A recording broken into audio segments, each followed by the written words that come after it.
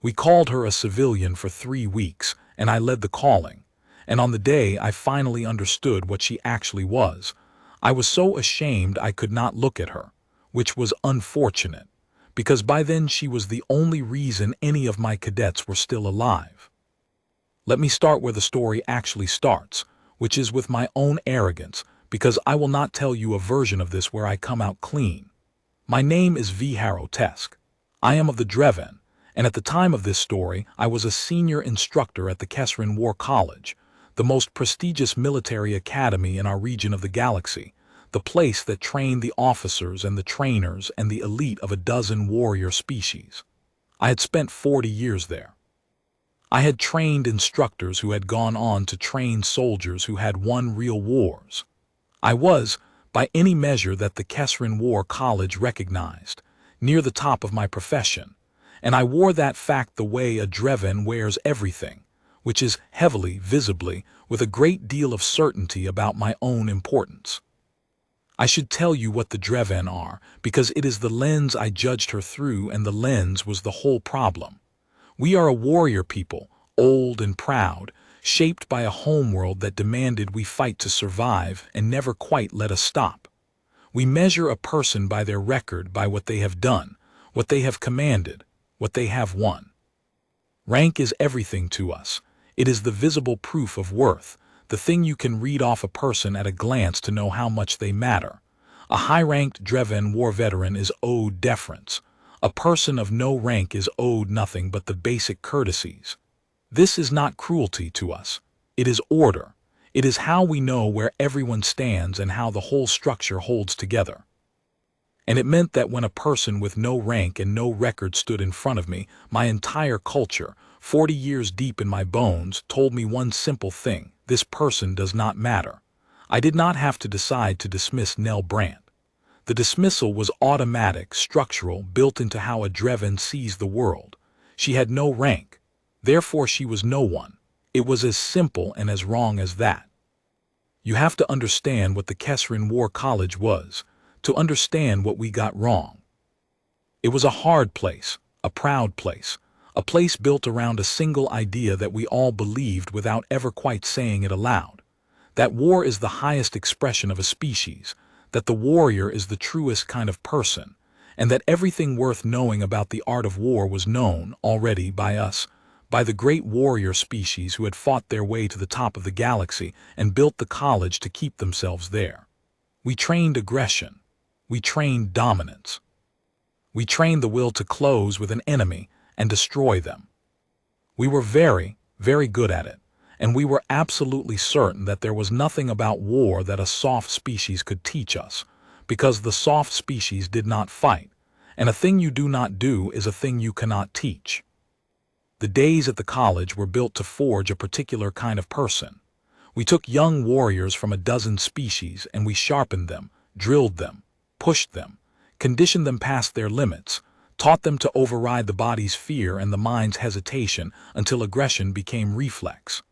The whole architecture of the place was aimed at one thing: producing warriors who would not falter at the decisive moment, who would close and destroy without that fatal half-second of doubt. We had a saying, carved over the main training hall, that translated roughly as "the hesitant are the dead." We believed it completely. Every drill, every scenario, every conditioning exercise was designed to burn the hesitation out of a young warrior and replace it with pure decisive aggression. We thought hesitation was the enemy. We thought the whole art of war was the removal of the pause. We had never once considered that the pause might be the most important thing a warrior owns, that everything human and decent and survivable about a soldier might live in exactly the half-second we were so proud of training away. And then the humans joined the Galactic community, and a few years later the college's governing board, over the loud objections of instructors like me, invited a human to come and observe our instructor training program. As a consultant, a guest, an outside set of eyes, the board said it was about cross-cultural military exchange, which we all understood to mean politics, the kind of gesture you make to a rising new species to keep relations warm. We did not expect to learn anything. We expected to host a human for a few weeks, show her how real warriors trained, and send her home impressed. I should be honest about what we thought of humans in those days, because it made the whole thing worse. We knew of them. They had joined the Galactic community recently, and they had a military, and that military had performed surprisingly well in a few engagements that had reached our attention. But we explained the humans away, the way proud people always explain away an inconvenient newcomer. We said they were lucky. We said they fought hard but crudely, without real doctrine, without the deep warrior tradition that we possessed. We said that their successes were the flailing of an aggressive young species that had not yet met a real opponent. Above all, we said, and this was the heart of our error, that whatever the humans had, it could not be taught, could not be systematic, could not be a real military science, because the humans were new and soft and emotional, and had none of the hard, disciplined tradition that produced true warriors. We had a whole comfortable story about why the humans did not matter, and Nell Brandt walked into the middle of that story, and we fit her into it without a second thought. An old, soft civilian human sent to observe her betters. She confirmed everything we already believed. That was the trap, you see. She looked exactly like what we expected, and so we never looked again. Her name was Eleanor Brandt. She told us to call her Nell. And from the moment she arrived, I had her measured, and my measurement was contempt. Let me tell you why, because the why is the whole trap I walked into. She was old for a human, genuinely old, gray-haired, lined, moving with the care of someone whose body had done a great deal and was now paying for it. She was small. She was unarmed, not just unarmed in the moment, but a person who, I would learn, did not carry a weapon at all ever on principle. She wore no uniform. She held no rank. When I checked her records, looking for the credentials that would explain why the board had inflicted her on us, I found almost nothing. No combat command, no famous battles, no rank structure I could recognize. Her file listed her in the flat language of our administration as a civilian instructor, and that word, civilian, settled the matter for me completely. A civilian, a soft, old, unarmed human woman with no rank and no battles, sent to observe the training of warriors. I knew exactly what she was. I had her filed before she finished her first sentence. I called her the civilian to the other instructors, and they laughed, and the name stuck, and for 3 weeks that is what she was to all of us. The civilian. We were polite to her. Mostly, Dreven are not cruel, and there were forms to observe, but it was the politeness you extend to someone who does not matter, the careful, empty courtesy of warriors humoring a guest. We let her observe our training.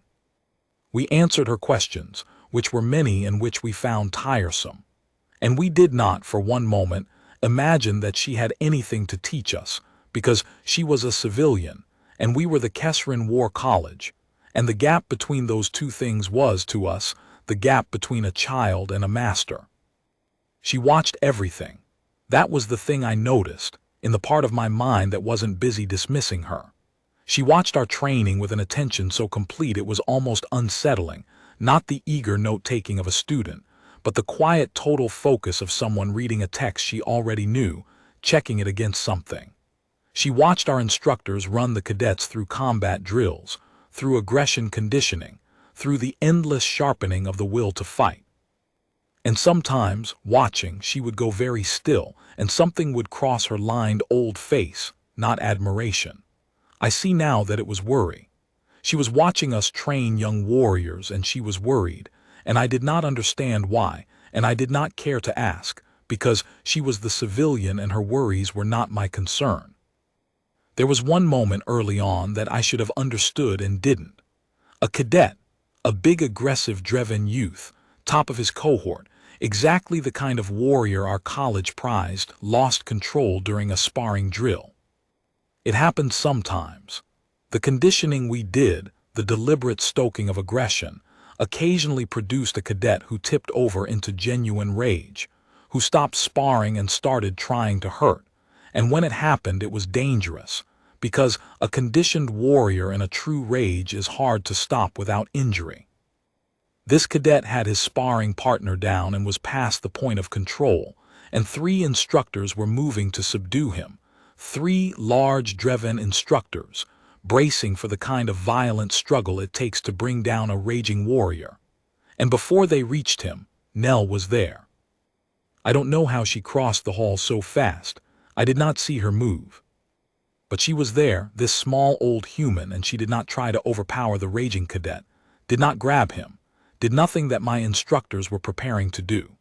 She got low and close, into the space where he could have killed her with one blow, and she spoke to him low, steady words I couldn't hear, and she did something with her hands, not a strike, a kind of slow, open gesture, and the cadet, the raging conditioned warrior who 3 instructors had been bracing to fight, simply stopped. Came back. The rage went out of him and he sagged, shaking himself again, and Nell stayed with him, her hand on his shoulder, talking him down the rest of the way while my instructors stood there with their preparations for violence suddenly unnecessary. It was over in seconds. She had done, alone and unarmed and without force, the thing that would have taken 3 of my people a violent struggle to accomplish, and she had done it in a way that left the cadet unhurt and somehow restored. I filed it away as luck, as a fluke, as anything but what it was, which was mastery, the first glimpse of a skill so far beyond ours that I did not even have the eyes to recognize it. The civilian had just shown me, in 10 seconds, that she knew something about warriors that 40 years at the Kessrin War College had never taught me, and I called it luck and looked away.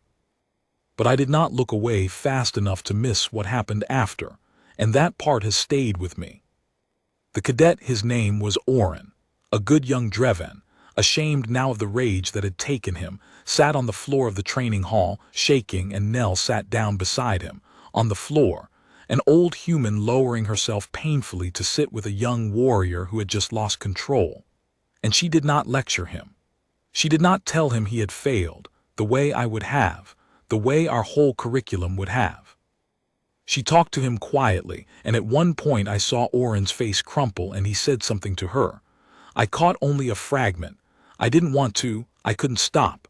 What's happening to me? And Nell took his big Dreven hand in her small old ones and said, clearly enough that this time I heard it, I know. That's not a flaw in you, son. That's what they're doing to you, and nobody's teaching you how to carry it. That's not your fault. We're going to work on it.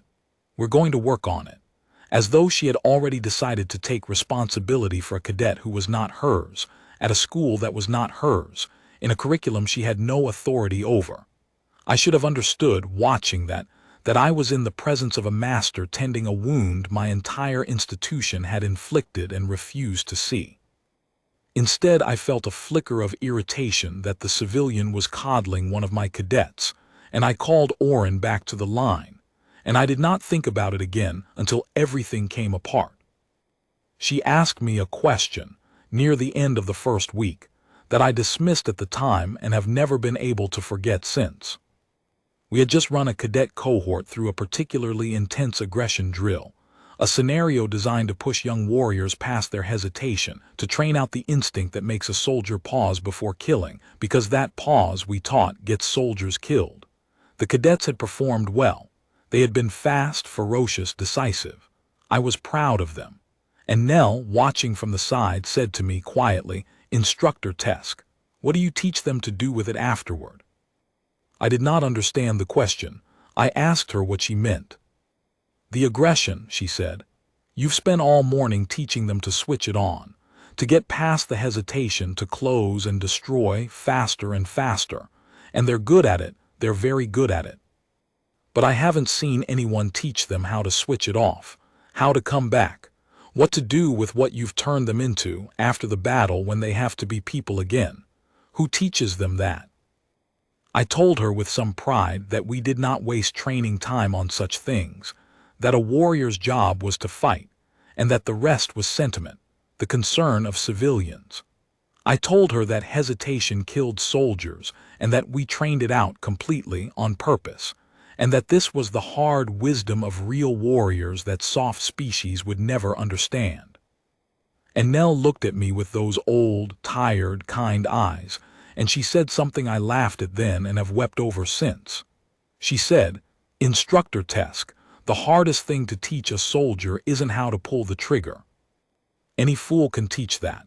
The hardest thing, the thing that takes a real master, the thing that keeps your soldiers human and keeps the people around them alive, is teaching them when not to. You've built a school that only teaches half the art, the easy half. And the half you're missing is the half that gets innocent people killed when your cadets meet the real world." She paused. "That's the half I train. That's what I do. I train the people who teach that half." I should tell you what she was like in the spaces between the drills, because it is part of why I misjudged her so completely, and part of why the misjudging cost me so much. In the evenings, when the cadets were released and the instructors gathered to drink and boast in the hard Dreven way, Nell would sit a little apart, and the younger cadets, not the instructors, the cadets, the young ones began, over those 3 weeks, to drift toward her. I noticed it without understanding it. They would find reasons to be near the old human, and she would talk with them quietly, and they would listen in a way they never listened to us. I assumed they were humoring her or curious about the alien. I know now what was happening. The cadets were exhausted. In a way, our hard curriculum was not designed to notice, frighten some of them, by what we were turning them into, carrying the strain of having their hesitation burned out of them, and they had found in the soft old civilian we mocked, the one person at the entire college who seemed to see that strain and care about it. She was not teaching them to fight. We were doing that. She was tending the part of them that the fighting was wearing down, the part we had decided did not exist. And they knew, before any of us did, that she was the most important person who had ever walked through the gates of the Kessrin War College. The young always know first. They had not yet learned to build the wall of certainty that kept the rest of us blind. I dismissed it. Of course I dismissed it. The civilian lecturing the Kessrin War College about war. I went back to the other instructors and I told them what she'd said, and we laughed about it, the soft human who thought the secret of war was restraint, of all things restraint, the very hesitation we existed to train out. It became a joke among us for the rest of her stay. When not to, we'd say to each other mockingly, when a cadet did something well. The civilian's great secret. I want to be precise about the shape of my certainty, because it is the thing I am most ashamed of, and the thing I most want you to recognize if you ever find it in yourself.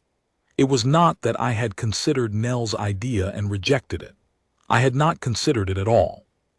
To consider it, I would have had to entertain the possibility that 40 years of my professional life had been built on a missing half, that the school I had given my life to, the school that had made me, was teaching only the easy part of war and calling it the whole. And a mind does not entertain a thing like that easily. It is far more comfortable to laugh. So I laughed, and the other instructors laughed, and the laughter was not really about Nell at all. It was a wall we built, without knowing it, to keep out a thought too dangerous to let in. The civilian had told us, plainly and kindly, that we were missing the most important half of our own art. And rather than look at whether she was right, we made her a joke, because a joke cannot threaten you.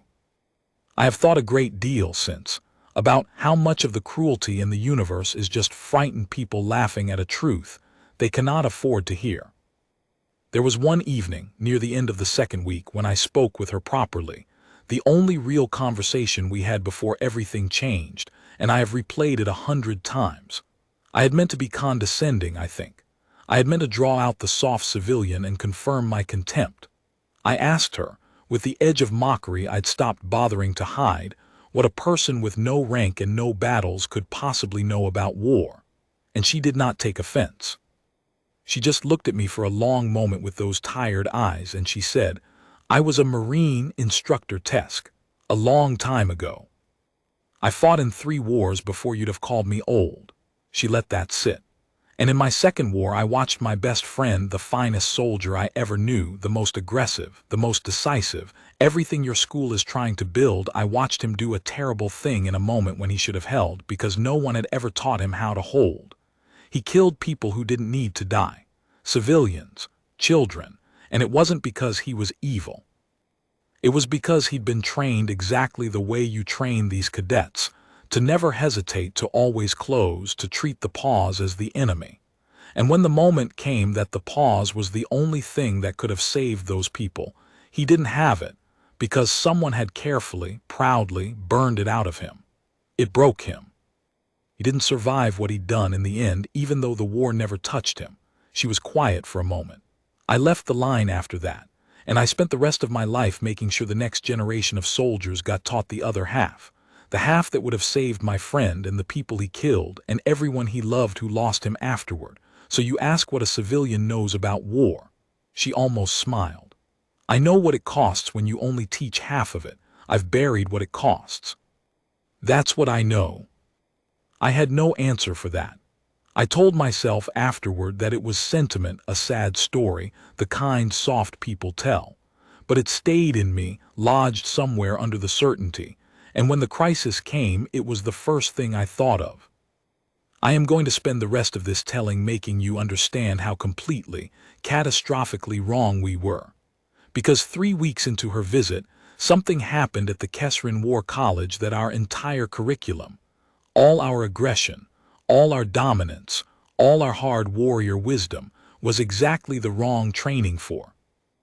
And in the middle of it, when our own conditioning turned on us and started getting cadets killed, it was the civilian, the soft, old, unarmed human woman we'd all been laughing at, who knew what to do, because she had spent her life mastering the one part of war we had decided was beneath us. Let me tell you what she actually was and how we found out, because the records didn't lie exactly. She was a civilian. She held no rank and carried no weapon and had fought in no battles. What the records didn't capture, what we were all about to learn in the worst way, was that this civilian was the person the human Marines sent their own instructors to be trained by. That the humans, who we dismissed as soft, had understood something about war that we never had. That the most important thing you can teach a warrior is the thing that sits above the fighting, and that teaching it is the highest and rarest skill in the entire art, and that she was its master. They called her a civilian. We all did. And then we learned that she trained the instructors who train the people who train Marines, and we learned why that was the most important job in any military that actually wanted to stay human. Let me tell you how. It started with a malfunction, the way disasters usually do. Not with an enemy, not with a battle, but with a piece of equipment failing in a place full of young warriors we had spent months teaching to respond to threat with overwhelming force.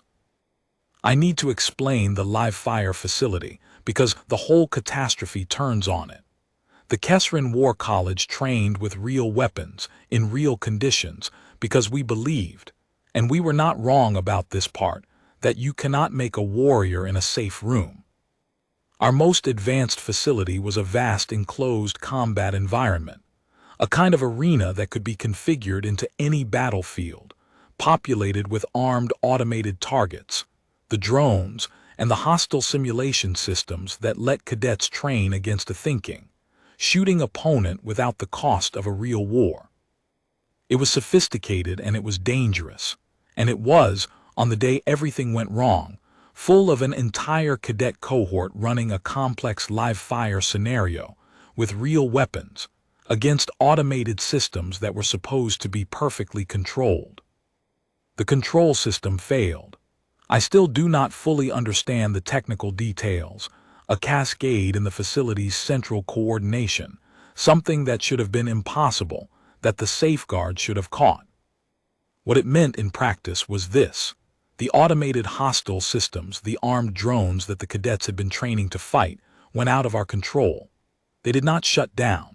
They kept operating, kept moving, kept targeting, kept engaging, but they were no longer running the careful, controlled scenario. They were running something else, some corrupted version of their combat programming, and they were doing it with live weapons in an enclosed space full of young cadets. And worse, this is the part that mattered most. The system that distinguished cadets from targets had also failed. The drones could no longer reliably tell our young warriors from the hostiles they were meant to simulate. To the malfunctioning system, Everything that moved was a potential target. I will never forget the sound the control center made when it happened. We were a room full of proud warriors, and the first sound was not a shout. It was a terrible collective silence, the silence of a dozen experts all realizing at the same instant that the thing in front of them was outside everything they knew how to do. Then the alarms. Then the technicians' voices, climbing toward panic, reporting what none of us wanted to hear. Lockout, full lockout. The control cascade had sealed us out of the facility's core systems, and the doors and the drone network all at once. We could see everything and touch nothing. The great screens showed us the interior of the facility in merciless detail. 80 cadets, our cadets, the young warriors we had spent months shaping, scattered across a configured battlefield with armed drones moving among them and the lights stuttering and the first weapons fire already beginning to flash. And we could not get in, and we could not shut it down, and the timer the technicians gave us for regaining control was a number too large to survive. It is one thing to face danger yourself. I had done that, every warrior in that room had. It is another thing entirely to stand behind glass and watch the people you are responsible for face it while you can do nothing. And I learned, in those first moments, that the second thing is far worse, and that no amount of warrior training had prepared a single one of us for the particular helplessness of it. I was in the control center when it happened, and so was Nell, observing, and so were a dozen of my fellow instructors. The cadets were trapped in there with the drones, and the drones were beginning to engage. I saw Oren on the screens, the cadet who had lost control in the training hall, the one Nell had talked down, the one she'd sat with on the floor. He was in there in the middle of it, and I watched him do exactly what we had trained him to do, which was exactly the wrong thing. When the first drone engaged near him, Oren's conditioning fired the aggression we drilled into him, the never hesitate reflex, and he came up shooting, fast and ferocious and decisive, everything the Kessrin War College had made him. And his fire went wide of the drone and tore across the facility toward a cluster of his own cohort mates, who scattered, and one of them returned fire in blind terror back toward Oren. And in an instant, I watched two of my own cadets nearly kill each other, not because they were cowards or fools, but because they were brave and decisive and trained, and the training was the thing turning them into a danger to each other. That was the moment the full horror of it reached me. We had not just failed to give them the off switch. We had spent months building them into weapons with no off switch, and now the weapons were loose in a room full of the people they were supposed to protect, and our own proud curriculum was loading the gun that was about to kill them. And here is where 40 years of my certainty met the thing it had never prepared me for. My instructors reacted the way we had trained ourselves and everyone else to react, with force, with aggression, the instinct that the Kessrin War College existed to instill, close with the threat, overwhelm it, destroy it, fired in every one of us at once. My senior instructors began organizing an armed response. Get weapons, breach the facility, go in hard, destroy the malfunctioning drones by force. It was the obvious answer. It was the only answer our entire curriculum had ever taught. And it was, Nell understood instantly, and we understood far too late, exactly the wrong thing to do, the thing that would turn a crisis into a massacre. Because here is what our aggression conditioning had done, the thing we had never thought through. The cadets inside that facility had been trained, exactly as we trained everyone, to respond to threat with overwhelming force. They were young, conditioned warriors, and they were now in a real life-or-death situation, with their hesitation carefully burned away, surrounded by things trying to kill them, and they were armed.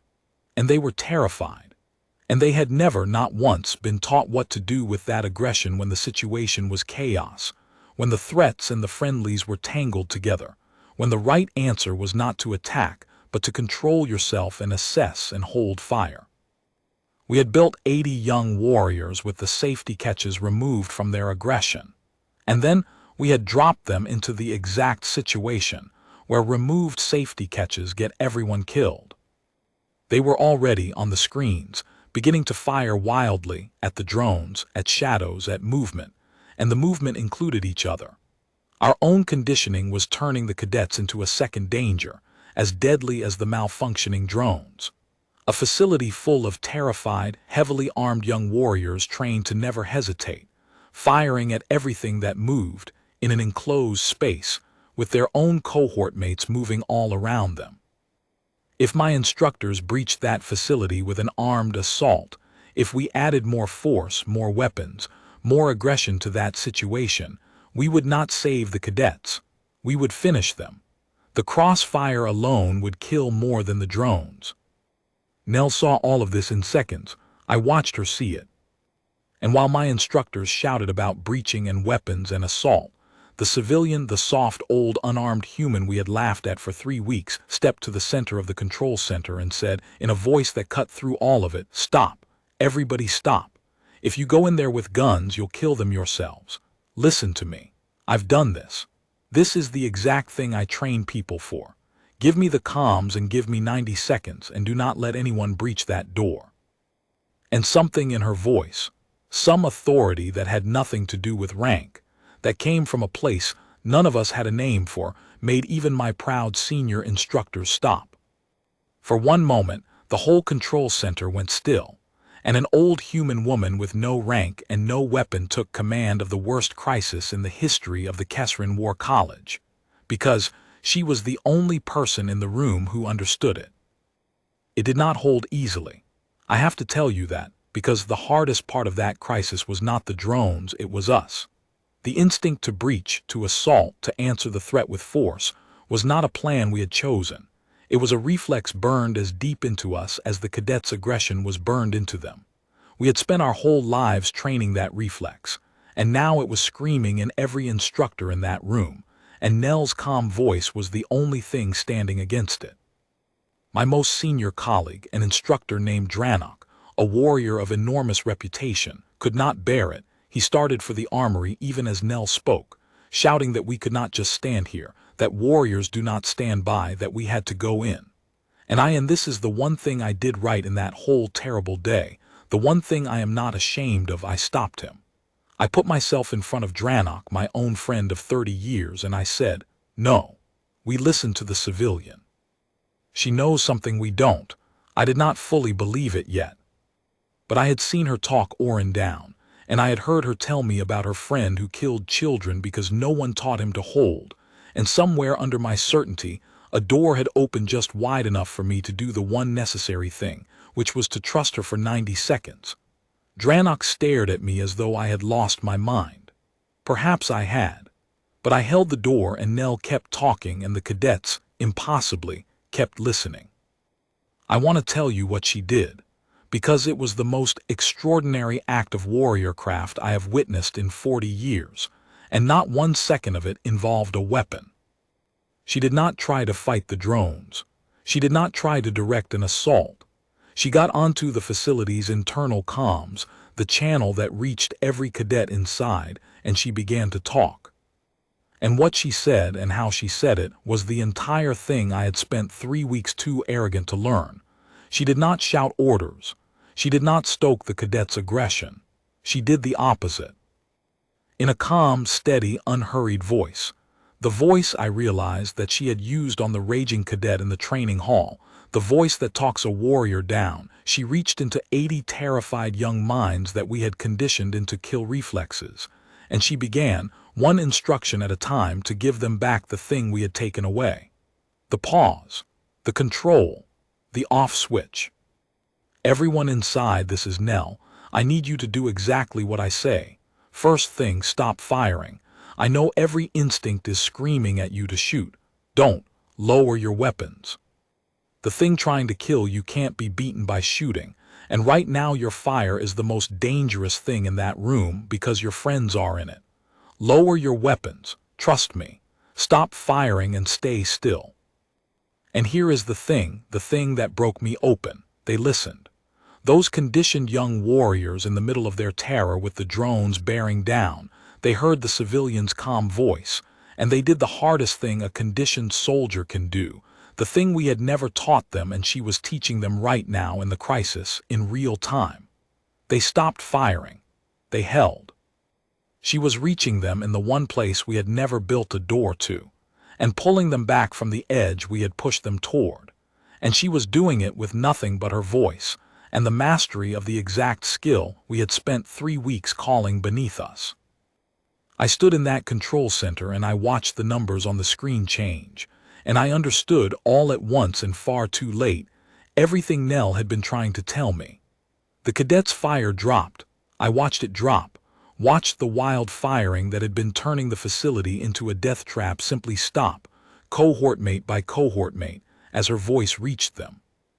And as their fire stopped, the danger to each other stopped, and suddenly the only threat in that room was the drones, which was a problem we could actually solve, instead of the unsolvable nightmare of 80 armed terrified warriors shooting in all directions. She had not fired a shot. She had not given a single aggressive order, and in 90 seconds she had removed the deadliest threat in that facility, which was not the malfunctioning machines. It was our own training, the thing we had been so proud of. The civilian had looked at the situation and seen, instantly, what 40 years had hidden from me, that the cadets' conditioned aggression was the primary danger, and that the only way to save them was to give them back the control we had stripped away.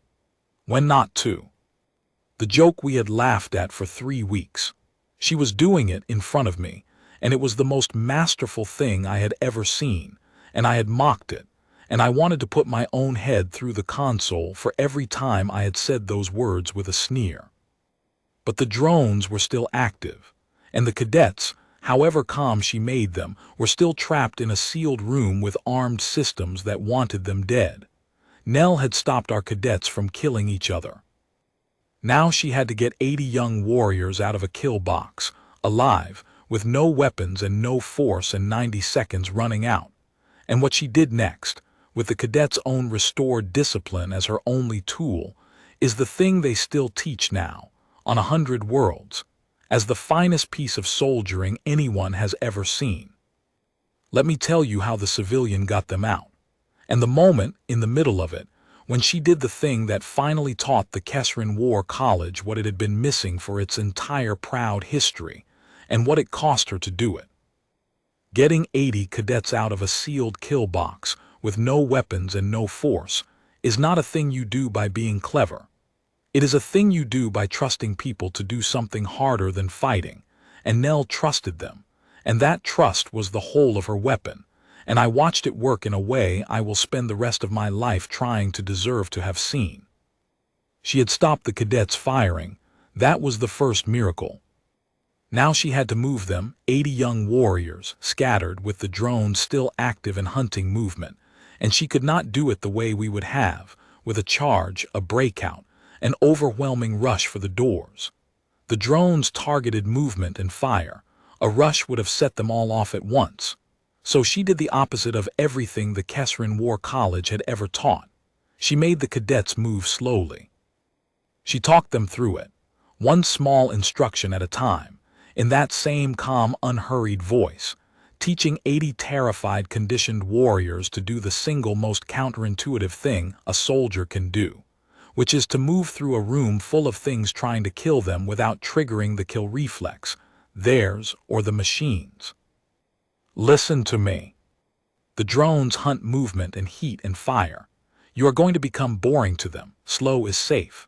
I need you to move to the east wall the way you'd move past something sleeping, slow, low, quiet, no sudden motion, no weapons raised. I know it feels insane. I know every drill you've ever run says go fast and go hard. Forget the drills. The drills are wrong for this room. Trust me and move slow and you will live. And I watched, on the screens, the thing that no one at the Kessrin War College had believed possible. I watched 80 conditioned young warriors override their entire training, override the never hesitate, close and destroy reflex we had spent months burning into them, and move slowly, quietly, with total discipline, through a room full of armed drones, because a soft old civilian had asked them to trust her and they did. The drones, hunting for the fast, violent movement and weapons fire they were programmed to engage, found less and less to engage. The cadets became, as she told them to, boring to the machines. One slow, careful meter at a time, 80 young warriors crossed a kill box that should have slaughtered them, and the only reason they lived was that they had been given, in the worst 10 minutes of their lives, the one piece of training their entire prestigious education had left out: the discipline not to fight when fighting is the thing that kills you. There was a moment in the middle of it I will never forget, because it was the moment I truly understood what she was teaching. A drone drifted close to one of the cadets, close enough that the cadet's whole conditioned body, I could see it even on the screen, screamed to come up shooting, to do the thing we had trained him to do, to engage the threat. His weapon twitched up. And Nell's voice came instantly, like she could see it too, like she knew that exact instinct in that exact moment because she had spent her whole life inside it. Don't. I know you want to, let it pass. It can't see you if you don't give it a reason. Breathe. Let it pass. And the cadet god, the courage of it, a courage our college had never even thought to honor, lowered his weapon and held still, and let the armed drone drift past him close enough to touch, and did not fire and lived. That was the bravest thing I saw that day. Not a charge, not a kill, a terrified young warrior choosing against everything we had made him to not pull the trigger and surviving because of it. We gave medals at the college for aggression. We had never once given a medal for that. After that day, we did. She got them to the east wall, where my technicians had finally forced one emergency door. And she held them there, would not let them rush it, even now, even with safety so close, because a rush is exactly when discipline breaks in the drone's wake. And she fed them through that door slow and controlled, a few at a time, talking the whole while, until the facility was empty of cadets and full only of confused drones hunting for movement that was no longer there. 80 cadets, not one dead, not one. In a sealed facility full of armed systems that had stopped recognizing them as friendly, with our own conditioning loading every gun against them, 80 young warriors walked out alive. Because the civilian we had laughed at for 3 weeks knew the half of war we had decided was beneath us, and that half turned out to be the half that keeps soldiers alive. But I have to tell you what it cost her, because the story is not clean, and she would want me to tell it true. There was one cadet who didn't make it to the east wall on his own. A young one, near the far side, who had been hit early, wounded in the first chaos, before Nell got control, bleeding and unable to move slowly because he could barely move at all. And the drones were closing on him, drawn by the one source of movement and distress still left in the room. Nell could talk a cadet through anything. She could not talk a wounded boy's body into carrying itself.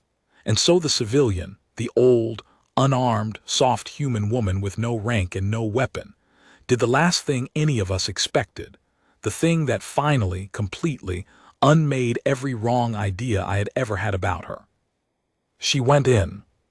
She made my technicians open the door, and she went into that facility herself, an old unarmed human into a room full of armed drones, and she crossed it, slowly, the way she taught the cadets, making herself boring to the machines, her heart surely hammering, her old body surely screaming, and she reached the wounded cadet, and she got him up, and she carried him.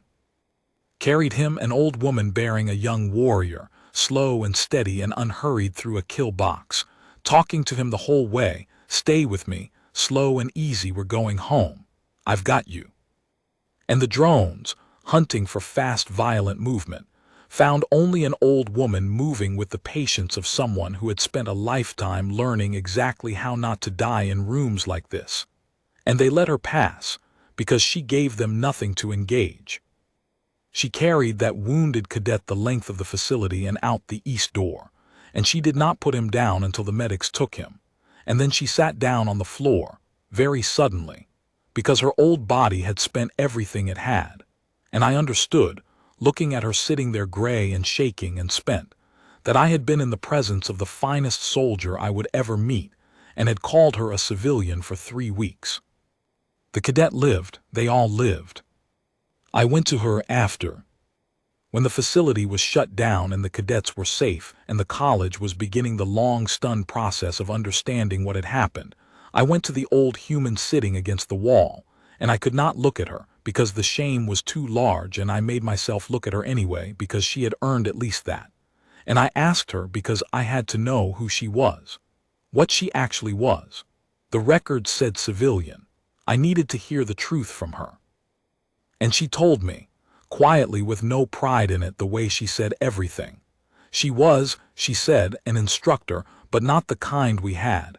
She did not train soldiers. She trained the people who trained soldiers, and more than that, she trained the people who trained those people. In the human military, she explained, there was a recognized truth that we had never grasped. That teaching a soldier to fight is the easy, lower part of the art, the part any competent veteran can do, but teaching a soldier judgment, teaching them restraint, teaching them when to hold and how to come back from the killing and how not to become a monster in the using, that was the highest and hardest discipline in the entire military, and the people who taught it were the most valued and the most senior instructors the humans had.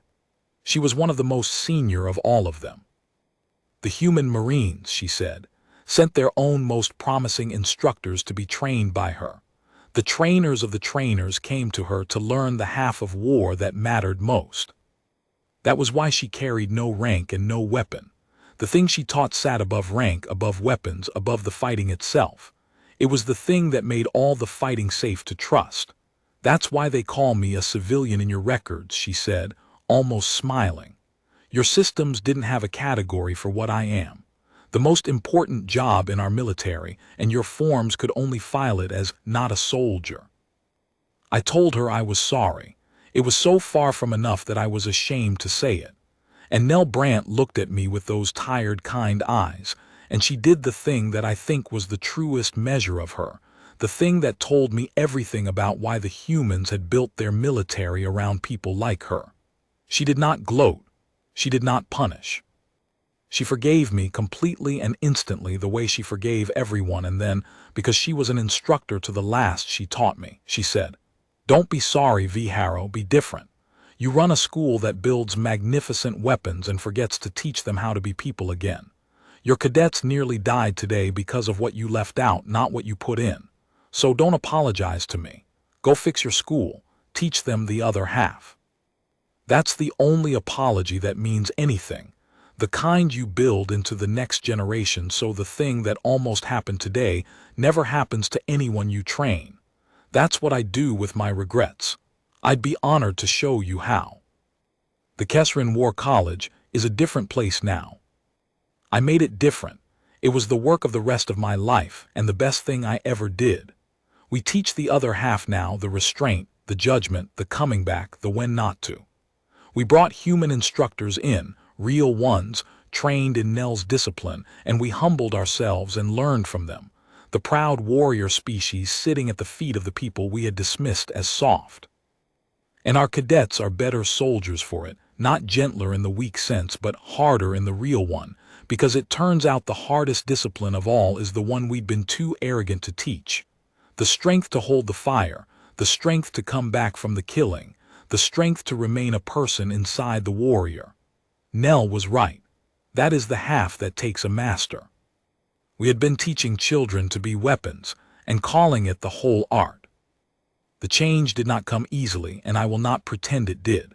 There were instructors, Dranok among them, the friend I had stopped at the armory door, who fought it bitterly, who said we were going soft, that we were betraying the warrior tradition, that restraint was weakness dressed up in fine words. I understood the resistance because it had been mine.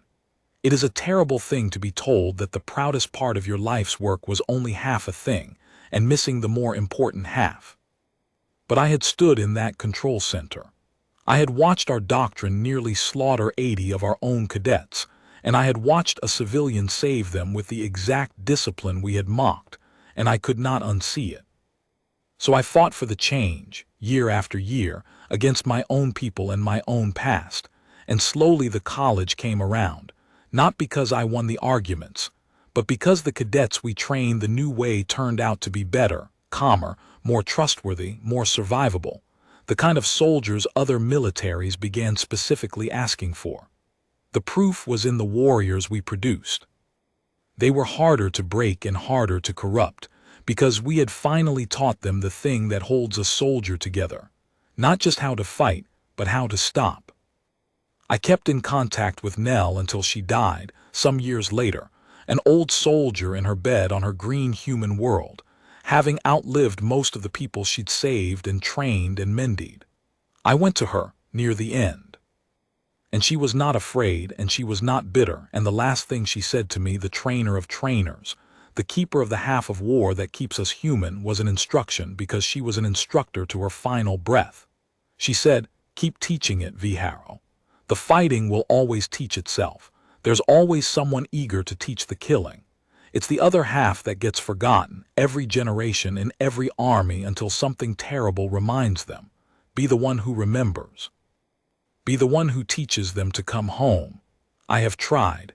It is the work I am proudest of. It is the only monument she would have wanted." They called her a civilian. The whole college did, and I led the calling. And she was a civilian. She held no rank, carried no weapon, fought in no battles, exactly as our records said. We were not wrong about a single fact. We were only wrong about what those facts meant. We thought a person with no rank and no weapon must be no one.